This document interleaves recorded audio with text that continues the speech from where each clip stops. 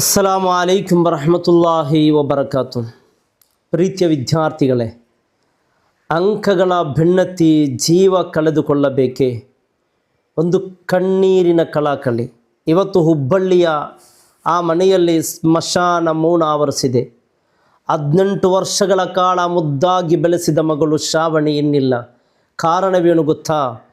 ಆಕೆ ಪರೀಕ್ಷೆಯಲ್ಲಿ ಫೇಲ್ ಆಗಲಿಲ್ಲ, ಬದಲಿಗೆ 71% ಅಂಕ ಗಳಿಸಿದ್ದಳು.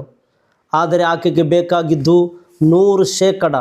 ಆ ಒಂದು ಹಠ, ಆ ಒಂದು ನಿರೀಕ್ಷೆ ಇಂದು ಒಂದು ಜೀವನವನ್ನೇ ಬಲಿ ಪಡೆದಿದೆ. ಪ್ರೀತಿಯ ವಿದ್ಯಾರ್ಥಿಗಳೇ, ನನ್ನ ಮಾತು ಸ್ವಲ್ಪ ಗಮನವಿಟ್ಟು ಕೇಳಿ.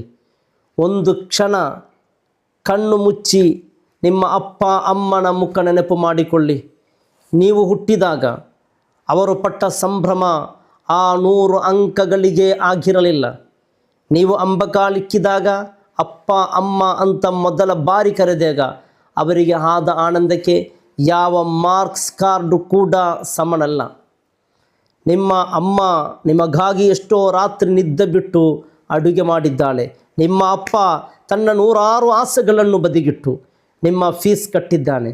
ಅವರಿಗೆ ಬೇಕಿರುವುದು ನಿಮ್ಮ ಅಂಕಪಟ್ಟಿಯಲ್ಲ, ಅವರಿಗೆ ಬೇಕಿರುವುದು ಅವರ ಮುಂದೆ ಕಣ್ಣೆದುರು ನೀವು ನಗುತ್ತಾ ಇರುವುದು ಮಾತ್ರ. ನೆನಪಿಡಿ ಪ್ರೀತಿಯ ವಿದ್ಯಾರ್ಥಿಗಳೇ, ಅಂಕಗಳು ಕೇವಲ ಸಂಖ್ಯೆಗಳು ಮಾತ್ರ.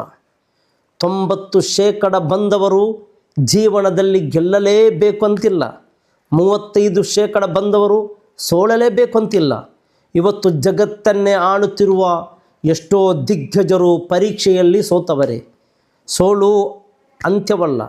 ಪರೀಕ್ಷೆಯಲ್ಲಿ ಕಡಿಮೆ ಅಂಕ ಬಂದರೆ ಅದು ನಿಮ್ಮ ಜೀವನದ ಕೊನೆಯಲ್ಲ, ಅದು ಒಂದು ಹೊಸ ಪಾಠ. ಸೋತ ಹಾದಿಯಲ್ಲೇ ಗೆಲುವಿನ ದಾರಿ ಇರುತ್ತದೆ. ಜೀವ ಅಮೂಲ್ಯ. ಒಂದು ಅಂಕಪಟ್ಟಿ ಹರಿದು ಹೋದರೆ ಅಥವಾ ಕಳೆದು ಹೋದರೆ ಮತ್ತೆ ಪ್ರಿಂಟ್ ತೆಗೆದುಕೊಳ್ಳಬಹುದು. ಆದರೆ ನಿಮ್ಮಿಂದ ಹೋದ ಆ ಜೀವ ಮತ್ತೆ ಬರಲು ಸಾಧ್ಯವೇ?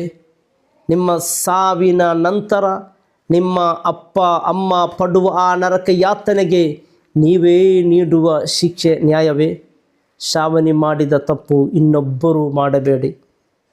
71% ಅಂಕ ಪಡೆದಿರುವುದು ಸಾಮಾನ್ಯ ಮಾತಲ್ಲ, ಅದು ದೊಡ್ಡ ಸಾಧನೆ. ಆದರೆ ಪರಿಪೂರ್ಣತೆಯ ಬೆನ್ನತ್ತಿ ಹೋದ ಆ ಜೀವಕ್ಕೆ ಬದುಕಿನ ಸೌಂದರ್ಯ ಅರ್ಥವಾಗಲೇ ಇಲ್ಲ. ಅಂಕಗಳು ನಿಮ್ಮ ಕೆರಿಯರ್ ರೂಪಿಸಬಹುದು, ಆದರೆ ನಿಮ್ಮ ಬದುಕು ರೂಪಿಸುವುದು ನಿಮ್ಮ ಧೈರ್ಯ ಮತ್ತು ನಿಮ್ಮ ಆತ್ಮವಿಶ್ವಾಸ ಮಾತ್ರ. ಬದುಕಿನಲ್ಲಿ ಏನೇ ಬರಲಿ ಎದುರಿಸೋಣ. ಪರೀಕ್ಷೆಗಳು ಬರುತ್ತದೆ ಹೋಗುತ್ತದೆ, ಆದರೆ ಬದುಕು ಮಾತ್ರ ಒಮ್ಮೆ ಮಾತ್ರ ಸಿಗುತ್ತದೆ. ಅಂಕಗಳಿಗಾಗಿ ಬಲಿ ಕೊಡಬೇಡಿ. ನಿಮ್ಮ ಅಮೂಲ್ಯವಾದ ಜೀವನವನ್ನು ನಿಮ್ಮ ಮನೆಯ ದೀಪವಾಗಿರಿ. ಸ್ಮಶಾನವಾಗಿ ಮೌನವಾಗಬೇಡಿ. ಎದ್ದು ನಿಲ್ಲಿ, ಧೈರ್ಯದಿಂದ ಬದುಕಿ ತೋರಿಸಿ. ಗೆಲುವು ಅಂಕಗಳಿಂದಲ್ಲ, ನಿಮ್ಮ ಉಸಿರಿನಲ್ಲಿದೆ. ಅಲ್ಲಾಹು ತೌಫೀಕ್ ನೀಡಲಿ. ಅಸ್ಸಲಾಮು ಅಲೈಕುಂ ವರಹಮತುಲ್ಲಾಹಿ ವಬರಕಾತು.